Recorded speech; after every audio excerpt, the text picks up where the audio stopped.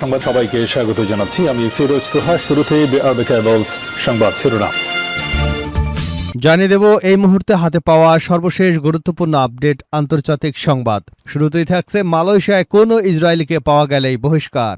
মালয়েশিয়ার কোনো ইসরায়েলি নাগরিককে পাওয়া গেলে সঙ্গে সঙ্গে বহিষ্কার করবার ঘোষণা দিয়েছেন দেশটির প্রধানমন্ত্রী আনোয়ার ইব্রাহিম। তিনি বলেন, দক্ষিণাঞ্চলের জোহরাজে ফরেস্ট সিটিতে একটি বেসরকারি আবাসিক কমিউনিটির কার্যক্রমে একজন ইসরায়েলি জড়িত থাকার অভিযোগ উঠেছে।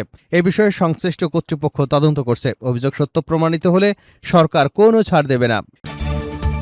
এবারে জানাবো যে কৌশলে কেবল দক্ষিণাঞ্চলে সীমিত যুক্তরাষ্ট্রের হামলা। যুক্তরাষ্ট্র নতুন করে ইরানের বিভিন্ন স্থানে হামলা চালানোর পর প্রশ্ন উঠেছে, কেন হামলাগুলো মূলত দেশটির দক্ষিণাঞ্চলে সীমাবদ্ধ থাকছে। দর্শক, এ বিষয়ে জানাবো একটি বিস্তারিত আলোচনার সঙ্গে থাকুন।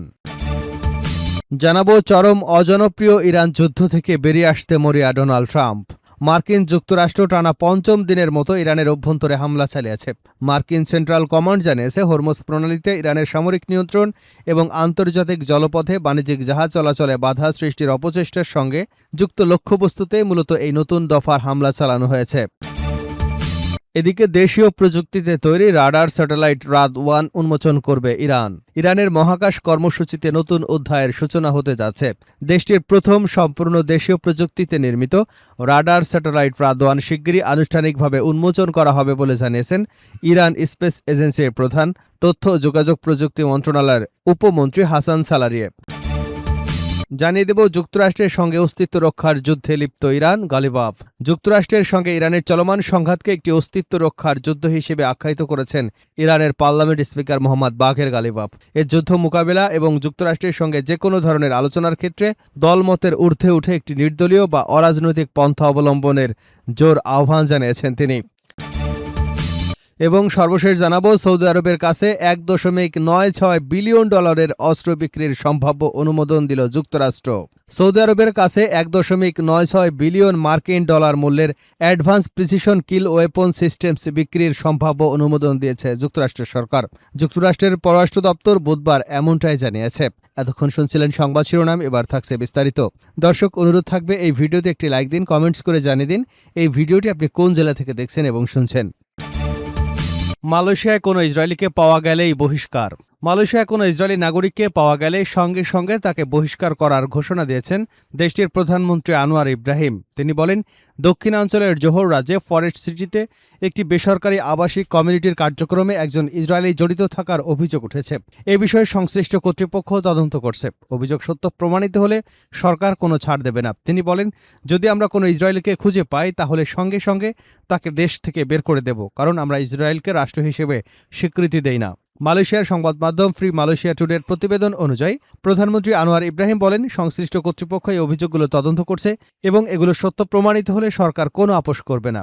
ইসরায়েলিদের পাসপোর্টধারীদের জন্য সাধারণত বিশেষ সরকারি অনুমোদন ছাড়া মালয়েশিয়ায় প্রবেশ নিষিদ্ধ, কারণ দেশটি ইসরায়েলকে স্বীকৃতি দেয় না।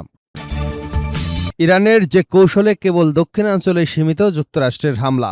যুক্তরাষ্ট্র নতুন করে ইরানের বিভিন্ন স্থানে হামলা চালানোর পর প্রশ্ন উঠেছে, কেন হামলাগুলো মূলত দেশটির দক্ষিণাঞ্চলে সীমাবদ্ধ থাকছে। ইরানের সামরিক এবং কৌশলগত বিশ্লেষকদের মতে এর পেছনে রয়েছে তেহরানের শক্তিশালী প্রতিরোধ সক্ষমতা, সশস্ত্র বাহিনীর সমন্বিত প্রস্তুতি, হরমুজ প্রণালীকে কেন্দ্র করে দীর্ঘদিনের সামরিক পরিকল্পনা। বুধবার ইরানের আধা সরকারি সংবাদ সংস্থা মেহের নিউজ এজেন্সির এক বিশ্লেষণধর্মী প্রতিবেদনে বিষয়টি তুলে ধরা হয়েছে। প্রতিবেদনে বলা হয়েছে, যুক্তরাষ্ট্র ইসলামাবাদ সমঝোতার শর্ত ভঙ্গ করে আবারও ইরানের ভূখণ্ডে হামলা চালানোর পর Islamic revolutionary guard corps IRGC Hormuz প্রণালী পুনরায় বন্ধ করবার ঘোষণা দিয়েছে। তবে এটি কেবল তাৎক্ষণিক প্রতিক্রিয়ার অংশ নয়, বরং বহু বছর ধরে প্রস্তুত করা একটি সামরিক কৌশল বাস্তবায়ন। প্রতিবেদনে দাবি করা হয়েছে, বর্তমানে ইরান সেনাবাহিনী, আইআরজিসি, নৌবাহিনী, ক্ষেপণাস্ত্র ইউনিট, ড্রোন ইউনিট এবং অন্যান্য সহায়ক বাহিনীর একটি অভিন্ন কমান্ড কাঠামোর অধীনে পরিচালিত হচ্ছে। ফলে প্রতিপক্ষকে আর আলাদা আলাদা বাহিনীর মুখোমুখি হতে হচ্ছে না, বরং এটি সমন্বিত সামরিক শক্তি মোকাবেলা করতে হচ্ছে। এতে দ্রুত গতির যুদ্ধজাহাজ, সাবমেরিন, উপকূলীয় ক্ষেপণাস্ত্র ব্যবস্থা, নজরদারি ড্রোন এবং গোয়েন্দা সক্ষমতার একটি সমন্বিত প্রতিরক্ষা চক্র তৈরি করেছে। ইরানি বিশ্লেষকদের মতে শত্রুপক্ষ যদি একটি প্রতিরক্ষা স্তর অতিক্রম করে তাহলে সঙ্গে সঙ্গে পরবর্তী স্তরের মুখোমুখি হতে হয়। এই সমন্বিত প্রতিরক্ষা ব্যবস্থায় ইরানের প্রতিরোধ ক্ষমতাকে আরও শক্তিশালী করেছে। হরমুজ প্রণালী বন্ধ করবার সাম্প্রতিক পদক্ষেপকেও বিশ্লেষকরা কেবল সামরিক সিদ্ধান্ত হিসেবে দেখছেন না। তাদের মতে এটি প্রতিপক্ষকে স্পষ্ট বার্তা দিয়েছে যে ইরানের সশস্ত্র বাহিনীর মধ্যে কোনো বিভাজন নেই এবং দেশের সামরিক সক্ষমতা একটি অভিন্ন লক্ষ্যকে কেন্দ্র করেই পরিচালিত হচ্ছে। সাম্প্রতিক সময়ে সেনাবাহিনী আইআরজিসির মুখপাত্রদের যৌথ বৈঠকের কথাও উল্লেখ করা হয়েছে মেহের নিউজের বিশ্লেষণে। সেখানে গণমাধ্যমে সমন্বিত বার্তা প্রেরণ, যৌথ কৌশল নিয়ে আলোচনা হয়। একই সঙ্গে যুক্তরাজ্য সহ কয়েকটি দেশের পক্ষ থেকে আইআরজিসিকে সন্ত্রাসী সংগঠন হিসেবে আখ্যা দেওয়ার উদ্যোগের বিরুদ্ধে সেনাবাহিনী প্রকাশ্যে আইআরজিসির প্রতি সমর্থন জানায়। বৈঠকে সিদ্ধান্ত হয় ভবিষ্যতে সামরিক কর্মকাণ্ড, যুদ্ধ পরিস্থিতি এবং তথ্য প্রকাশের ক্ষেত্রে দুই বাহিনীর মধ্যে আরও সমন্বয় বাড়ানো হবে। পাশাপাশি গণমাধ্যম, জনসংযোগ কার্যক্রম ও যৌথভাবে পরিচালনা করা হবে। অংশগ্রহণকারীরা জোর দিয়ে বলেন, ইসলাম বিপ্লব এবং দেশের স্বার্থকে কেন্দ্র করেই ইরানের সব সশস্ত্র বাহিনী ঐক্যবদ্ধ রয়েছে এবং শত্রুপক্ষের প্রচারণা মোকাবেলায় এই গুরুত্বপূর্ণ ভূমিকা পালন করবে। হরমুজ প্রণালী বন্ধের পরিকল্পনা যে নতুন নয় সেটিও তুলে ধরেছে প্রতিবেদনে। ইরানের সর্বোচ্চ নেতা, সাবেক জ্যেষ্ঠ সামরিক উপদেষ্টা মেজর জেনারেল রহিম সাফাভির বক্তব্যের উদ্ধৃতি দিয়ে বলা হয়, প্রায় ১.৫ দশক আগেই সর্বোচ্চ নেতার নির্দেশে হরমুজ প্রণালী বন্ধের একটি বিস্তারিত সামরিক পরিকল্পনা তৈরি করা হয়েছিল। তার তথ্য অনুযায়ী তখনকার আইআরজিসি নৌবাহিনীর কমান্ডার, ক্ষেপণাস্ত্র বাহিনীর প্রধান এবং অন্যান্য শীর্ষ সামরিক কর্মকর্তাদের সঙ্গে সমন্বয় করে পারস্য উপসাগর থেকে ওমান উপসাগর পর্যন্ত একটি পূর্ণাঙ্গ পরিকল্পনা তৈরি করা হয়। পরে সেটি সর্বোচ্চ নেতার অনুমোদনের পর সশস্ত্র বাহিনীর জেনারেল স্টাফের কাছে হস্তান্তর করা হয়। ইরানি বিশ্লেষকদের মতে সাম্প্রতিক যুদ্ধ পরিস্থিতিতে হরমুজ প্রণালী বন্ধের পদক্ষেপ দেশটির প্রতিরোধ সক্ষমতার বাস্তব প্রকাশ। তাদের যুক্তি, প্রতিরোধ তখনই কার্যকর হয় যখন প্রতিপক্ষ বুঝতে পারে হামলার সম্ভাব্য লাভের চেয়ে ক্ষতির পরিমাণ অনেক বেশি হবে।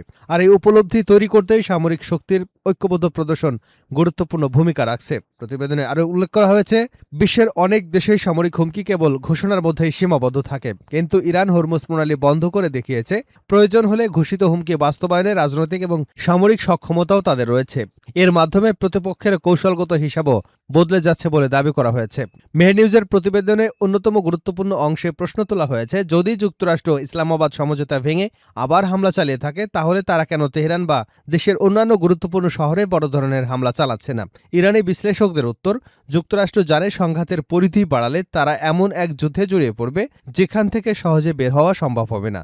তাই তারা আপাতত দক্ষিণাঞ্চলে সীমিত হামলার কৌশল নিয়ে বৃহত্তর সামরিক সংঘর্ষ এড়িয়ে চলছে।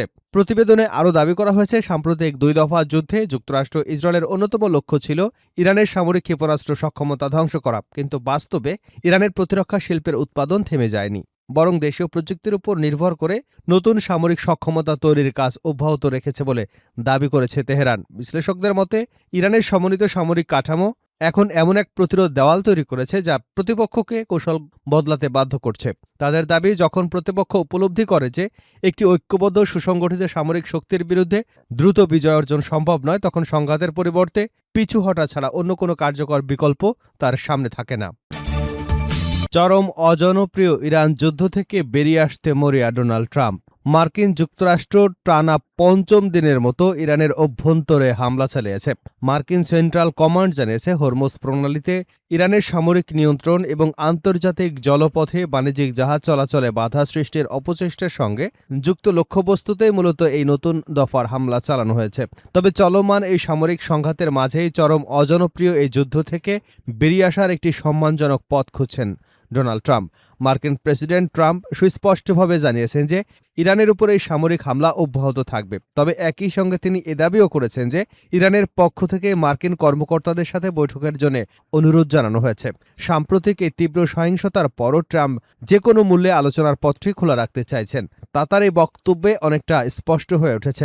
কূটনৈতিক বিশ্লেষকদের মতে যুক্তরাষ্ট্র কতটা মরিয়া হয়ে এই আলোচনা সফল করতে চাইছে এটি তারই সুস্পষ্ট ইঙ্গিত। প্রেসিডেন্ট ট্রাম্পের জন্য এটি মূলত তার প্রশাসনের উপর চেপে বসা চরম অজনপ্রিয় একটি যুদ্ধ থেকে নিজেকে সরিয়ে নেওয়া এবং একটি নিরাপদ প্রস্থান বা এক্সিট র্যাম্প নিশ্চিত করবার একটি মোক্ষম উপায় হিসেবে কাজ করছে। দেশীয় প্রযুক্তিতে তৈরি রাডার স্যাটেলাইট রাদ-1 উন্মোচন করবে ইরান। ইরানের মহাকাশ কর্মসূচিতে নতুন অধ্যায়ের সূচনা হতে যাচ্ছে। দেশটির প্রথম সম্পূর্ণ দেশি প্রযুক্তিতে নির্মিত রাডার স্যাটেলাইট রাদ-1 শিগগিরই আনুষ্ঠানিকভাবে উন্মোচন করা হবে বলে জানিয়েছে ইরান স্পেস এজেন্সির প্রধান, তথ্য ও যোগাযোগ প্রযুক্তি মন্ত্রণালয়ের উপমন্ত্রী খবর মেহের নিউজ এজেন্সির। বুধবার দেশটির মহাকাশ কর্মসূচি নিয়ে কথা বলতে গিয়ে সালারিয়ে বলেন, রাদ-1 ইরানের সবচেয়ে গুরুত্বপূর্ণ মহাকাশ প্রকল্পগুলোর একটি। স্যাটেলাইটটি 2026 সালের শুরুর দিকে উন্মোচনের পরিকল্পনা ছিল। তবে মহাকাশ প্রযুক্তি উন্নয়নের ক্ষেত্রে স্বাভাবিকভাবেই যে ধরনের কারিগরি জটিলতা দেখা দেয়, সে কারণে প্রকল্পটির সময়সূচিতে কিছুটা বিলম্ব হয়েছে। সালারিয়ে বলেন, দেশীয় প্রযুক্তিতে তৈরি প্রথম রাডার স্যাটেলাইট সফল উন্মোচন ইরানের মহাকাশ শিল্পের জন্য একটি গুরুত্বপূর্ণ মাইলফলক হিসেবে বিবেচিত হবে। এদিকে রাদ-1 এর পর আরও উন্নত সংস্করণ রাদ-2 তৈরির কাজও ইতিমধ্যে শুরু হয়ে গেছে। নতুন এই রাডার স্যাটেলাইটে আরও উন্নত প্রযুক্তি ব্যবহার করা হবে এবং এর চিত্র ধারণের নির্ভুলতা রাদ-1 এর তুলনায় আরও বেশি হবে বলে জানিয়েছেন তিনি। মহাকাশ খাতে বেসরকারি প্রতিষ্ঠানের অংশগ্রহণও বাড়ছে বলে উল্লেখ করেন ইরান স্পেস এজেন্সির প্রধান। তিনি বলেন, ভবিষ্যতে দেশীয়ভাবে নির্মিত মাইক্রো ও ন্যানো স্যাটেলাইটগুলো আরও উন্নত মানের চিত্র ধারণে সক্ষম হবে। এছাড়া তথ্য ও যোগাযোগ প্রযুক্তি মন্ত্রণালয় স্যাটেলাইট ও ভূতাত্ত্বিক সেবা সম্প্রসারণে অগ্রাধিকার দিচ্ছে বলেও জানান সালারিয়ে। তার মতে, সব প্রযুক্তি ব্যবহার বাড়ানো গেলে দেশে বিভিন্ন খাতে দক্ষতা ও কার্যকারিতা উল্লেখযোগ্যভাবে বৃদ্ধি পাবে।